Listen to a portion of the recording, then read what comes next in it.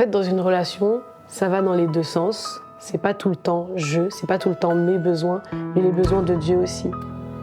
Et de cette façon-là, je pense qu'on assure aussi la pérennité de la relation. Parce que je pense qu'au bout d'un moment, s'il n'y a que je et qu'il n'y a pas de nous, la relation, elle meurt. Bonjour, bienvenue à notre émission Femmes en réveil. Aujourd'hui, nous avons un cœur à cœur très particulier. Et donc, nous allons commencer avec ce verset qui dit « Quand tu pries, entre dans ta chambre, ferme ta porte et prie ton Père qui est là dans le lieu secret. Et ton Père qui voit dans le lieu secret te le rendra ouvertement. » Et pour parler du lieu secret aujourd'hui, nous aimerions accueillir Grace Jactan. Bonjour. Bonjour. Comment vas-tu, Grace? Super bien, et toi? Super, génial. Écoute, nous, c'est vraiment un honneur pour nous de t'accueillir sur ce plateau de TBNFR. Merci. Et donc, on aimerait vraiment apprendre en fait de ton histoire, apprendre de ce que Dieu t'a donné sur le lieu secret, sur cette thématique de l'intimité avec Dieu. Et avant de vraiment parler de tout ça, en fait, on aimerait bien que tu nous partages comment Dieu il t'a appris et comment il t'a montré, en fait, comment tu es rentré dans le lieu secret, comment tu es rentré dans cette intimité et comment il t'a amené à cette profondeur d'intimité avec lui. Alors, il y a beaucoup à dire sur cette thématique, énormément à dire. Mais du coup, ce qu'il faut savoir sur moi, c'est que donc, je suis née d'une famille chrétienne, donc avec mon père et ma mère qui sont évêques aujourd'hui. Mais c'est en, on va dire, 2014 que je donne ma vie à Christ. 2015, je me baptise. Mais à ce moment-là, je reste un bébé. Quand je dis un bébé, c'est que je ne développe pas spécialement de relation avec Dieu. Donc je suis née et puis je suis restée à cette étape-là de la nouvelle naissance, mais je ne suis pas allée plus loin. Je n'ai pas cherché plus. Pour moi, les temps, on va dire les temps que je passais avec Dieu, c'était les temps du dimanche. C'était le dimanche à l'église. Et fin 2019, donc je vais à une conférence et à ce moment-là, le Saint-Esprit me saisit d'une façon, on va dire, particulière. C'est quelque chose que j'avais pas forcément vécu avant, bien qu'ayant le Saint-Esprit. Mais à ce moment-là, on va dire, c'était comme une nouvelle rencontre et je décide de mettre ma vie en ordre, voilà. Je décide de réellement suivre Christ. Et vient le confinement, parce que ça arrive donc fin 2019 et puis début 2020, le confinement. Donc comme tout le monde, tu te retrouves seul chez toi, avec énormément de temps. Je pense qu'on avait tous beaucoup de temps pendant le confinement. À ce moment-là, j'ai commencé à lire ma Bible, tout simplement. Bien qu'étant à l'église, je ne le faisais pas, mais genre du tout. On va dire, je comptais sur les bases que j'avais depuis l'école du dimanche, les prédications du dimanche également. Et puis, donc, je décide d'ouvrir ma Bible. Étrangement, je ne savais même pas comment méditer. Étant enfant de pasteur, on se dit souvent que forcément, tu sais comment faire. Et en fait, non. Je me suis retrouvée à chercher sur Internet comment méditer, par où je commence, etc. Donc, j'ai commencé par le Nouveau Testament, donc par le livre de Jean. Et j'ai pleuré toutes les larmes de mon corps quand j'ai terminé. Je crois que j'ai tout lu le même jour et tout. Et je me suis rendu compte, on va dire, de l'amour de Dieu. Je pense que ma relation avec Dieu a réellement commencé à partir du moment où j'ai été davantage consciente de son amour pour moi. Et en fait, c'est vraiment, je l'aime parce qu'il m'a aimé le premier. Donc c'est d'abord lui qui m'aime, je suis consciente de ça, et donc je décide de l'aimer en retour, et donc de développer cette relation avec Dieu, de passer beaucoup plus de temps dans sa présence.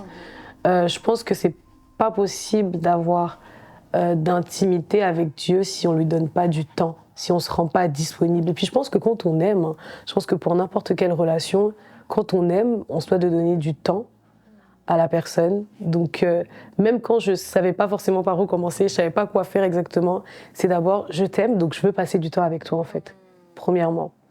Et donc ça s'est fait comme ça. Waouh. Et donc, qu'est-ce que c'est pour toi le lieu secret en fait? Comment tu t'organises? Est-ce qu'il y a quelque chose qui fait que tu crées une atmosphère particulière ou ce lieu secret tu retrouves comme le verset il dit, voilà, tu retrouves une intimité quand même. Et est-ce qu'il y a des clés, des choses qui font que toi tu fais, qui t'aident à rentrer dans cette intimité avec Dieu? Ok.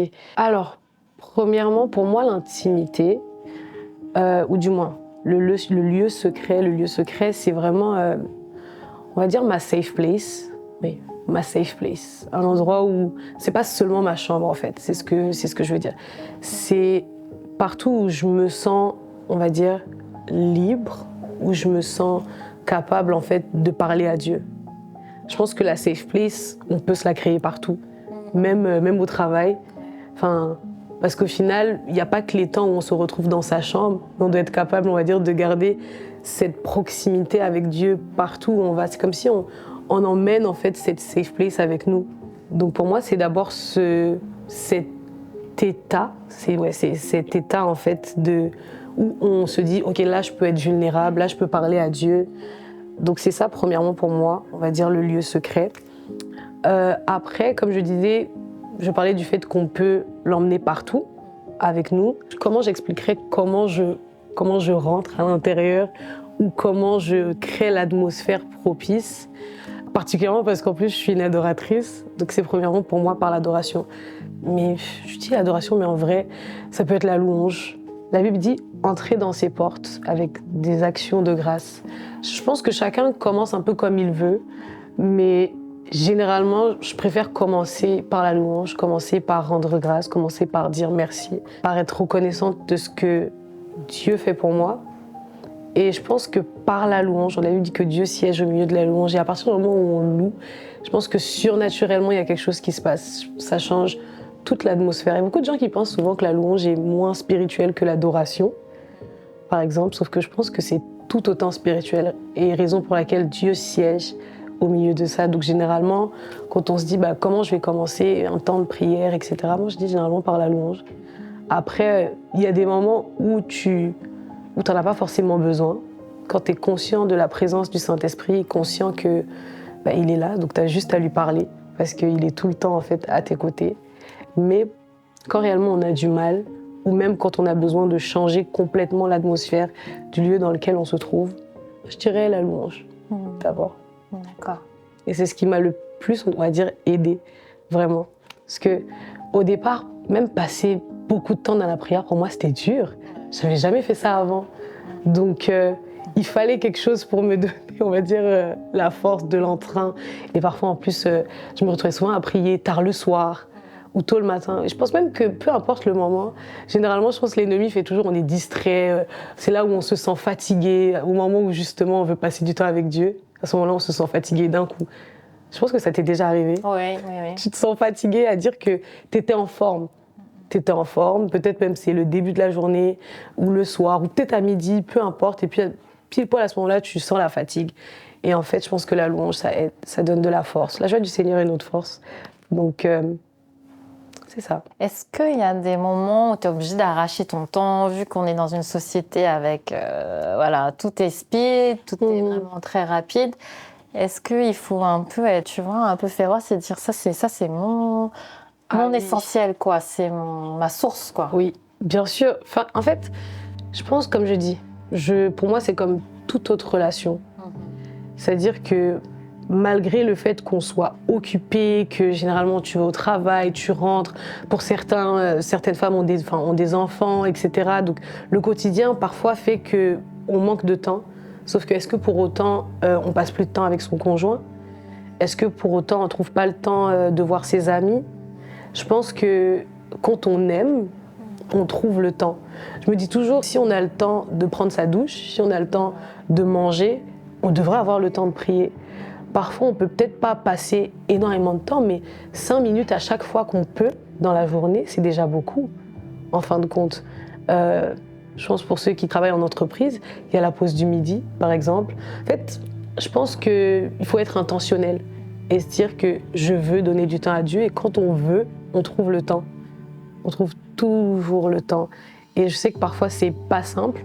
Souvent aussi, pour les serviteurs de Dieu, c'est pas simple de passer du temps dans la présence de Dieu, mais de façon désintéressée. C'est-à-dire pas, quand je dis désintéressée, c'est-à-dire pas pour un service, pas simplement les temps qu'on passe à l'église ou en rang ministère, etc., etc. Donc parfois on peut vite, quand on est dans le ministère, on peut vite perdre justement en fait ces temps avec Dieu de façon désintéressée ou c'est pas pour se préparer pour quelque chose, etc., etc. Donc je pense qu'il faut être intentionnel et se dire je veux passer ce temps-là, j'aime Dieu et je veux lui montrer mon amour, je veux passer du temps avec lui. C'est vital en fait, au final.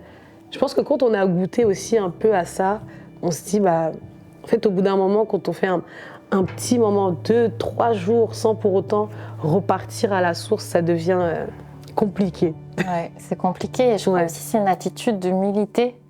De dire, en fait, moi, j'ai vraiment besoin de mon père, en fait. Je l'aime, mais c'est aussi si je suis pas avec lui, si je prends pas ma source auprès de lui, c'est comme si je crois que je peux le faire sans lui, en fait. Exactement. Et je pense que c'est aussi une forme d'orgueil et le fait d'avoir cette attitude d'humilité, comme tu parlais de vulnérabilité, parce que c'est ce que j'ai l'impression que tu décrivais quand tu rentres dans cette intimité avec Dieu. Il y a la vulnérabilité, mais il y a l'humilité aussi de dire papa, je veux être avec toi, j'ai besoin de toi aussi. C'est ça. J'ai vraiment besoin de toi. Et c'est pas parce que j'ai besoin de toi aussi que je viens vers toi aussi. C'est ça. Parce que sinon, on est dans une relation d'intérêt. Exactement. Je pense que c'est l'intérêt. En fait, pour moi, la relation avec Dieu, c'est vraiment une relation qui va dans les deux sens. Je pense qu'on doit avoir nos intérêts, mais on fait d'abord les choses parce qu'on aime. C'est une relation où Dieu nous donne, mais où nous, on se donne aussi. On s'aime mutuellement, en fait. Même dans l'intimité, beaucoup de gens s'attendent à recevoir, mais ne donnent pas vraiment. Quand je dis donner, ne donne pas, c'est par exemple... Est-ce que tu as déjà parlé avec des personnes où, par exemple, la personne, c'est tout le temps « je ». Moi. Oui, c'est vrai. Et je pense que parfois c'est pareil en fait, même dans nos temps de prière, c'est tout le temps je, moi, Seigneur, fais ça pour moi, etc. Et on parle beaucoup, mais on prend pas le temps de demander, mais finalement, qu'est-ce que toi tu veux? Qu'est-ce que tu veux que je fasse? Où est-ce que tu veux que j'aille? Qu'est-ce que tu veux que je te dise? Ou même simplement, pas dire je, mais c'est tu es ça pour moi. En fait, dans une relation, ça va dans les deux sens. C'est pas tout le temps je, c'est pas tout le temps mes besoins, mais les besoins de Dieu aussi. Et de cette façon-là, je pense qu'on assure aussi la pérennité de la relation. Parce que je pense qu'au bout d'un moment, s'il n'y a que je et qu'il n'y a pas de nous, la relation, elle meurt. Pourquoi? Parce qu'en fait, au bout d'un moment, en fait, on ne connaît même pas la personne. S'il est tout le temps question de nous, à quel moment on prend le temps de savoir en fait qui l'autre est? Et ça arrive souvent où, quand c'est par exemple la première fois qu'on rencontre quelqu'un, on discute, etc. Et la personne nous raconte sa vie, la personne peut parler pendant longtemps, et au final, elle ne nous a pas écouté nous. La personne repart de ce moment-là sans pour autant me connaître moi. Comment elle va avoir envie de revenir en fait vers moi si elle ne me connaît même pas? Donc au final, on va demander tout le temps à Dieu d'écouter, mais nous, on ne l'écoute jamais. Je trouve qu'on ne peut pas dire aimer. On peut pas dire aimer. Dans ces conditions-là, en tout cas.